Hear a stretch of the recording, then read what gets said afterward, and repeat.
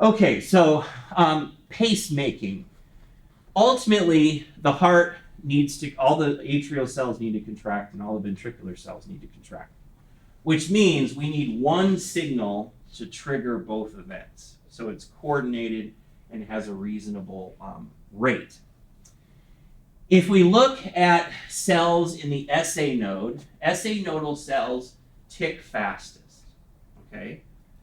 AV nodal cells still tick on their own, but they tick slower. Purkinje fibers, slower yet, all right? So the rate that the heart is beating is going to be determined by whatever is the fastest area, okay? Now, the reason for that, the fastest pacemaker sets the rate for the whole heart. And that's because the most rapid depolarization is going to trump the slower depolarization in terms of conduction, right? That's why the train analogy. So if you have three engines of the train, this one's going 50 miles an hour, this one's going 30, this one's going 70. How fast will the train go? Well, it's going to go as fast as the fastest one, right?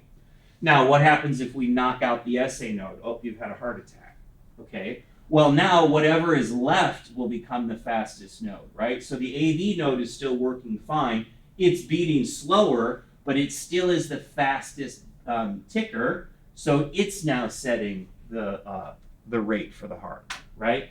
Same thing here. If we take away the AV node, now the Purkinje fibers are the fastest ticking thing, but they're only ticking at 30, okay? So that's how fast the heart will go.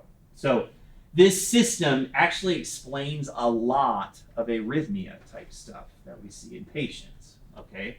For example, if you have a Purkinje fiber that is unhealthy and is beating at 140 beats per minute, well, the problem is it's going to drive the whole heart at that rate because this fast signal is actually going to conduct backwards and make the whole heart contract that fast. So the fancy name we give that is supraventricular tachycardia, right? Where we have a fast beating heart because of a conduction cell that's kind of lost its mind, right? It's beating much faster than it should because it's unhealthy for some reason.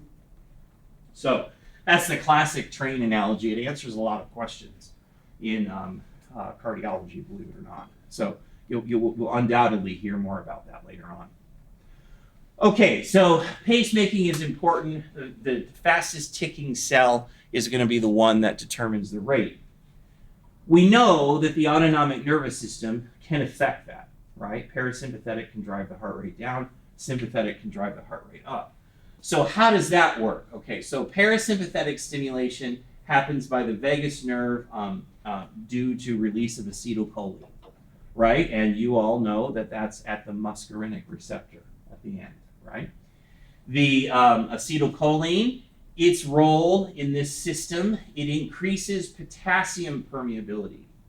This is very different than acetylcholine's role at the muscle cell membrane, right? Because that's sodium. Here, acetylcholine increases potassium permeability. That causes hyperpolarization, okay? I thought I had a picture. Hyperpolarization will mean that the cell drops further down before it starts to leak back up, okay? If it has to leak more, it's going to take more time. So the hyperpolarization causes a decrease in automatic firing rate. It takes longer for the cell to leak and reach threshold. Parasympathetic also causes an increase in the AV nodal delay. So the AV node gets even slower. This is good because at slower heart rates, we need a longer delay for the atria to contract before the ventricles contract. Okay, so that's the parasympathetic side. On the sympathetic side, here, sympathetic stimulation, usually it's beta-1 adrenergic receptors, one heart, right? So beta-1. We know less about how this works, but we know that sympathetic stimulation increases permeability to sodium and calcium, all right? Which means that these cells drop less low down, under the control of sympathetic nervous system. And because they depolarize less, they hyperpolarize less, they depolarize more quickly, right? So you have less of a leak you need to reach threshold, and therefore we get a faster rate.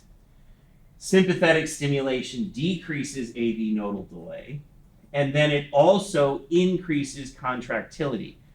Contractility is that unique thing the sympathetic can do that the parasympathetic can't touch, which is how well the heart contracts, with how much force does it contract. The easiest way to think about contractility, and the way I tend to think of it, is if you let more calcium into the muscle cells, they're going to contract more vigorously and for longer, right? That's essentially what contractility is. The sympathetic nervous system is allowing additional calcium flow inbound, and that makes the heart contract extra hard. So more calcium entry, greater contraction, and therefore more force. In terms of terms like we talked about cardiac output yesterday, stroke volume, ESV, EDV, contractility's biggest effect is on ESV. Okay, it makes ESV smaller.